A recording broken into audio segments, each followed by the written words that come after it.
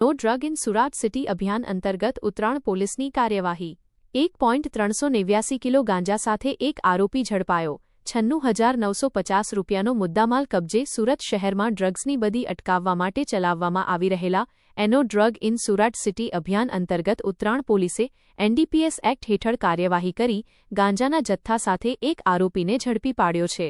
Police commissioner Shri વાનાંગ Jamir સાહેબ તથા ઉચ્ચ પોલીસ અધિકારીઓની સૂચના અને માર્ગદર્શન હેઠળ ઉત્તરાણ પોલીસ દ્વારા એનડીપીએસના ગુનાઓ શોધી કાઢવા માટે કામગીરી હાથ ધરવામાં આવી હતી।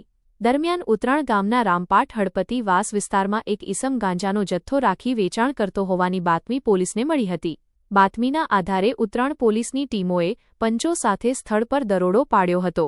દરોડા દરમિયાન સની દિનેશભાઈ રાઠોડ ઉવ 24 રહે ઘર ન 310 હળપતિવાસ રામપાટ ઉત્તરાણ ગામ સુરતને ઝડપી પાડવામાં આવ્યો હતો।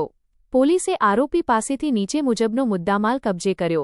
ગાંજો 1.389 કિલોગ્રામ કિંમત 69,450 રૂપિયા, ઓપ્પો A78 મોબાઈલ ફોન કિંમત 2,500 રૂપિયા, એક્ટિવા તથા ચાવી કિંમત 25,000 રૂપિયા, નાની પારદર્શક ઝીપ બેગ 133 નંગ, કુલ મુદ્દામાલ કિંમત 96,950 રૂપિયા। પોલીસ તપાસ દરમિયાન ગાંજાનો જથ્થો આપનાર રાજન નામનો શખ્સ વોન્ટેડ હોવાનું સામે આવ્યું છે।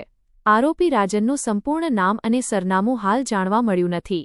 આ મામલે ઉત્તરાણ પોલીસ સ્ટેશનમાં પાર્ટ બી ગુરન 1121065261022020 હેઠળ એનડીપીએસ એક્ટ 1985ની કલમ 8C 20B IB અને 29 મુજબ ગુનો નોંધવામાં આવ્યો છે। આ સમગ્ર કામગીરી police inspector Shri HR Goswami, second police inspector Shri NG Patel, surveillance police sub inspector Shri RD Dhadhal તથા ઉત્તરાણ પોલીસના સર્વેલન્સ સ્ટાફ દ્વારા કરવામાં આવી હતી। ઉત્તરાણ પોલીસ દ્વારા ડ્રગ્સના ગેરકાયદેસર નેટવર્ક સામે વધુ તપાસ હાથ ધરવામાં આવી રહી છે। HX24 ન્યૂઝ ગુજરાતી સાથે જય બગિયા, સુરત।